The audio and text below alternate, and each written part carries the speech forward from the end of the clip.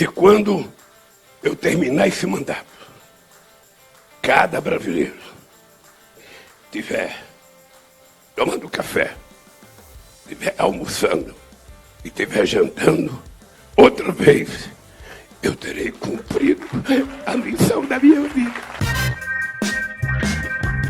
Fala, seus molhamados! Na última quinta-feira, 10 de novembro, Lula declarou que o Brasil não pode colocar a responsabilidade fiscal à frente da responsabilidade social, porque isso faz o mais pobre sofrer. Na fala, o presidente eleito ainda questionou por que aqueles que se preocupam tanto com o teto de gastos não têm o mesmo interesse pelas questões sociais e nem comprometimento de inserir o povo nas planilhas de macroeconomia. A declaração endereçada à base de apoio e à equipe de transição caiu como uma bomba no onipresente mercado. E mercado é um termo tão vasto que cabe dentro dele de Armínio Fraga a Primo Rico. Armínio, por exemplo, tentou dar aulinha para Lula e, em resumo, assumiu nas entrelinhas que sim, tinha nojo do Jair, votou no petista, mas que a política econômica precisa ser muito semelhante com a de Guedes e de Michel Temer. Previsível, mas esse ainda tem algum estofo intelectual para dar opinião. Já Primo Rico,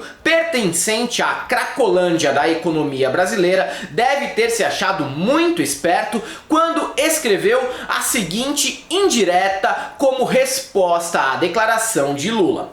Sabe onde existe almoço grátis? Na ratoeira. Parabéns por provar mais uma vez que a meritocracia não existe. Se esse sujeito está rico, certamente não foi por mérito do seu brilhantismo intelectual, mas sim por apostar no ramo de coach de venda de cursos, que consiste basicamente no seguinte: quer saber como ganhar R$10? Me paga R$10 que eu te conto. E depois da fala de Lula, voltamos a lembrar que, se no governo do Jair tivemos que lidar com os fascistoides patriotários como figuras de destaque, no governo do Lula surgirá do bueiro a figura do economista palpiteiro com 100% de aproveitamento zero. A partir de agora, vamos tratar com uma turma mais polida, que analisa o humor do mercado. E quando falam sobre esse termo, eu penso que estão se referindo às análises do Samidana e do Ricardo Amorim, porque sempre dou boas risadas com elas e encaro como piada, de mau gosto.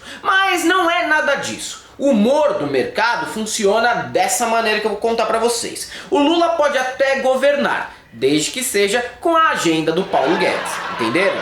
Se não priorizar o rentismo e o capital financeiro em detrimento dos mais pobres, vamos fazer todo tipo de chantagem possível. É assim que pensa o mercado. Pode fazer. Tecnicamente, o governo ainda é do Jair. E os indicadores negativos ficarão registrados dentro do período dele como presidente. Não se esqueçam. E até por isso que Lula declara essas ideias agora, porque vocês ainda terão 2 meses para se adaptar. E o mercado sempre se adapta, só quem eventualmente perde somos nós. Mas sabe o que é irônico nisso? É que o humor do mercado não mudou quando Bolsonaro disse que quilombolas pesavam 7 arrobas e não serviam nem para procriar. Quando o excrementíssimo presidente disse que a minoria teria que se submeter à maioria ou desapareceria, certamente o mercado gargalhou como se estivesse diante de um humorista do nível de Jerry Lewis. O mesmo deve ter ocorrido quando esse senhor, que irá para o ralo da história em 1º de janeiro de 2023,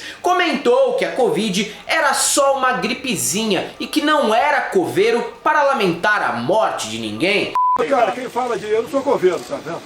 Até porque ele tinha histórico de atleta e provavelmente sobreviveria a esse caos sanitário. E para o nosso azar, ainda está vivo, embora claramente apodrecendo em vida, porque Deus tarda, mas não falha. Tivemos até mesmo expoentes do mercado falando publicamente que a pandemia era irrelevante e que morreriam Apenas 7.000 pessoas? Se muito, não é mesmo, Roberto Justus? Outra piada de humor mórbido que deve ter deixado os Faria Limers com uma ereção de 24 horas foi quando o mito comentou que os cidadãos deveriam optar entre ter emprego ou direitos. Não foram raros os momentos de gozo coletivo entre os day traders, vendedores de cursos e palpiteiros de economia nesse governo.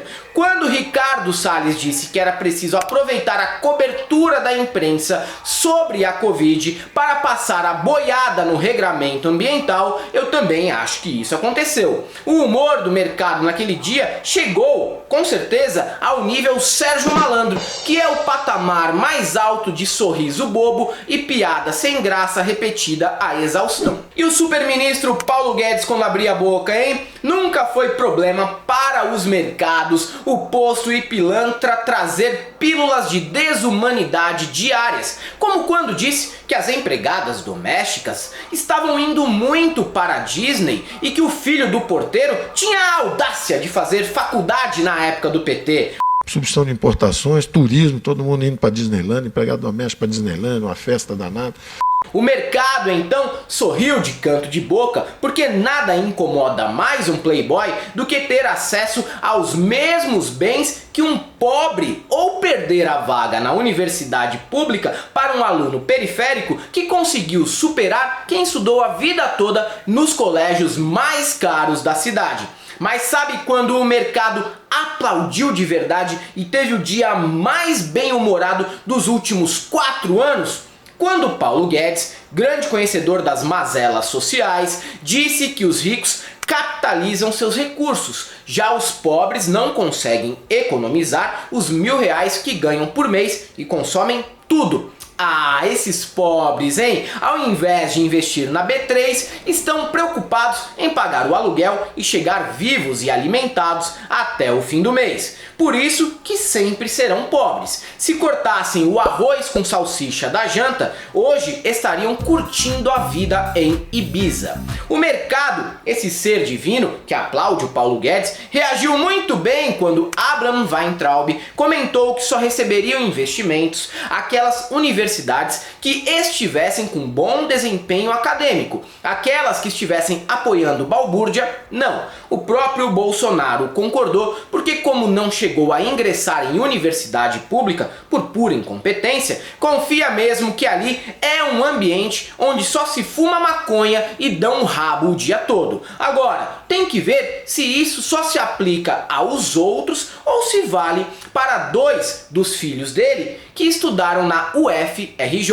Quando Jair ameaçou golpes de estados reiteradas vezes e chegou a promover um patético ato de 7 de setembro encabeçado pelo Sérgio Reis para ameaçar o STF, o mercado descansava em berço esplêndido. Assim como quando portarias facilitaram a aquisição de armas e o presidente disse que o povo precisava ter fuzil em casa. Isso não mudou muito a cotação do dólar e nem fez ação nenhuma cair. Pelo contrário, as fabricantes de armas agradeceram o posicionamento presidencial. E a imprensa, que sempre foi alvo principal do governo, agora vira capacha desse mercado que acha um absurdo Lula declarar que vai sim incluir os pobres no orçamento. Precisou Otávio Guedes, em plena Globo News, falar uma dura verdade que até então nenhum jornalista daquela emissora tinha tido coragem de dizer. O mercado não é sequer democrático, é bolsonarista. Hoje eu tenho certeza disso. Fecha aspas. Na minha visão política, o mercado é um ator bolsonarista. Essa crítica durou até que ele foi cortado por Andréa Sadi, que tentou compartimentar o mercado e criar a adaptação de nem todos os homens para o ambiente da Faria Lima. O mercado é do campo bolsonarista. Mas não todo o mercado, né? Tem assim, não dá pra generalizar.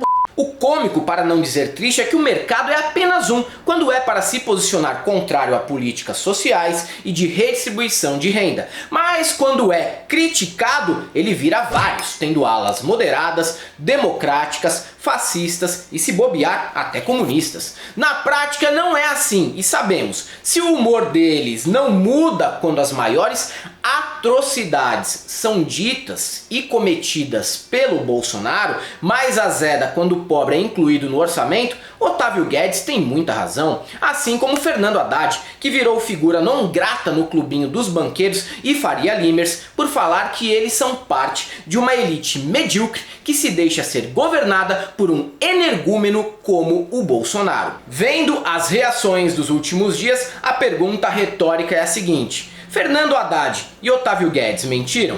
E é isso aí, galera. Para quem gosta do nosso canal, nós temos nosso apoio, seja membro Pix e conta jurídica, caso vocês queiram e possam fazer uma colaboração para a gente continuar produzindo conteúdo. E além do YouTube, estamos presentes também no Instagram, no Twitter, no Facebook. Sigam a gente lá. E para todos aqueles que achavam que o mercado não ia começar a aparecer como protagonista e crítico do governo Lula, que nem começou, só temos uma coisa para te dizer: não passarão.